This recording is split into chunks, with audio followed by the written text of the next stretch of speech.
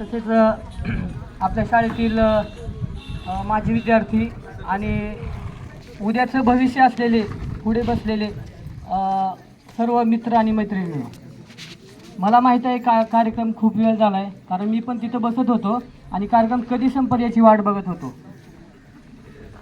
पहिल्या सुरू 2003 आणि 4 साली आज वातावरण जर बघितलं शाळेचं तर तुम्हाला प्रत्येक सुखसुविधा सगळं आहे.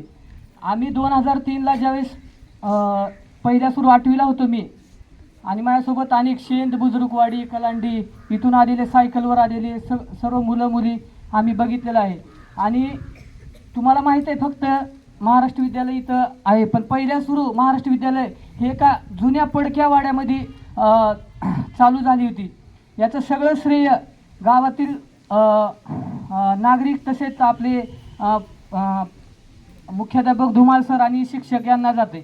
कारण अशी परिस्थिती होती त्यावेळेस की कॉम्पिटिशन, गावामध्ये कॉम्पिटिशन भरपूर होतं शाळेमध्ये, आणि अशा वातावरणामध्ये जिल्हा परिषद शाळेतून परत दुसऱ्या गावातून विद्यार्थी इथं आणून ही एक शाळा चांगल्या प्रकारे कशा पद्धतीनं चांगली झाली पाहिजे याचा म्हणजे खूप प्रयत्न करावा लागला त्यावेळेस. आणि आम्ही जसं 2003 आणि 4 साली शाळेला म्हणजे पर्सेंटेजमध्ये गुणवत्तेमध्ये ज्या प्रकारे पुढे नेलो, आज 20 वर्ष झाले त्या गोष्टीला, 2003 ते 2020मध्ये 23मध्ये, की ह्या 20 वर्षामध्ये महाराष्ट्र विद्यालय मला वाटतं ही निटूरमध्ये 1 नंबरची शाळा झालेली आहे. आणि याचं श्रेय आपल्या सर्व विद्यार्थ्यांना आणि पालकांना आणि तसेच शिक्षक महाराष्ट्र विद्यालयातील असे आहेत की तुम्हाला माहिती नसेल की ज्यावेळेस आम्ही 10वीला होतो, 9वी 10वीला, त्यावेळेस आपल्या जानी चौकात शाळा होती. त्यावेळेस मला वाटत नाही की लातूर जिल्ह्यामध्ये किंवा महाराष्ट्रात नाईट क्लास चालू करण्यात आलेले होते. नाईट क्लास असे होते की जसं कंपनीमध्ये पाळीनुसार पहिली पाळी दुसरी पाळी, तसं नाईट शिफ्टला Bhoibar sir, Suresh sir, Naikwade sir असं आठवड्याला त्यांनी चेंज करून नाईट क्लास घेण्यात आले.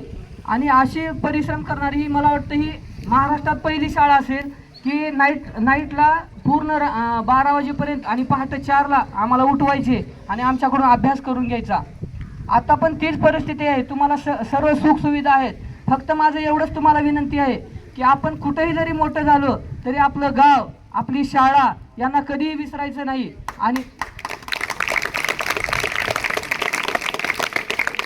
आज मी इथं बोलतोय, उद्याच्याला कदाचित 10 वर्षाने 5 वर्षाने तुमच्यातला इथं पुढे येऊन म्हणला पाहिजे की मला शाळेनं माझ्यासाठी हे केलेलं आहे.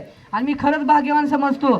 जिल्हा परिषदमधून मी इथं आलो त्यावेळेस मी एकदम म्हणजे शून्यात होतो, पण धुमाळ सर आणि प्रत्येक सरांनी माझ्यावर एवढा प्रभावही केला की मी आज तुमच्यासमोर येऊन इथं बोलू शकतो. त्याच्यामुळं शाळेचं कधीही कितीही आपण वयाने मोठे किंवा पैशाने मोठं किंवा काही झालो तरी शाळेला आपण कधीच विसरायचं नाही. एवढं गोष्ट लक्षात घ्या. एवढं बोलून मी माझं भाषण संपवतो. जय हिंद, जय महाराष्ट्र.